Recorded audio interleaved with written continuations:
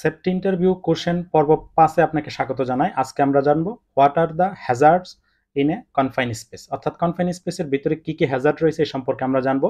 Hazard সম্পর্কে বিস্তারিত জানবো আমরা অন্য একটি ভিডিওতে। চলুন তাহলে জেনে নিই কনফাইন স্পেসে কি কি হ্যাজার্ড রয়েছে। Oxygen deficiency or enrichment, confine স্পেসের ভিতরে অক্সিজেনের পরিমাণ অত্যাধিক মাত্রায় থাকতে পারে অথবা কম মাত্রায় থাকতে পারে, দুইটাই বিপজ্জনক। তারপর কি হতে পারে, presence of toxics and flammable gases, বিভিন্ন ধরনের বিষাক্ত এবং দাহ্য গ্যাসের উপস্থিতি থাকতে পারে যা কনফাইন স্পেসে যিনি কাজ করতে যান তার জন্য খুবই বিপজ্জনক হতে পারে। তার 3 নম্বরে আমরা দেখতে পেলাম যে কেমিক্যাল হ্যাজার্ডস, বিভিন্ন ধরনের রাসায়নিক উপাদানের উপস্থিতি থাকতে পারে এবং কনফাইন স্পেসের ভিতরে যে ব্যক্তি কাজ করতে যাবেন তার জন্য তা ক্ষতির কারণ হতে পারে। ফায়ার হ্যাজার্ড থাকতে পারে, অর্থাৎ আগুন লাগতে পারে এমন বস্তু থাকতে পারে।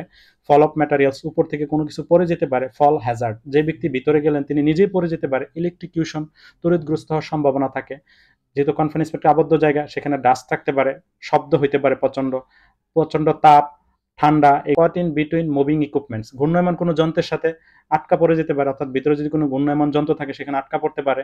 এনগালফমেন্ট হ্যাজার্ড, কনফাইন স্পেসের ভিতরে জমে থাকা ময়লা অথবা গাদের ভিতরে কেউ আটকা পড়ে যেতে পারে।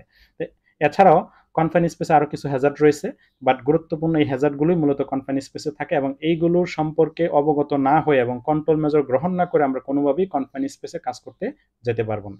ধন্যবাদ ভিডিওটি দেখার জন্য।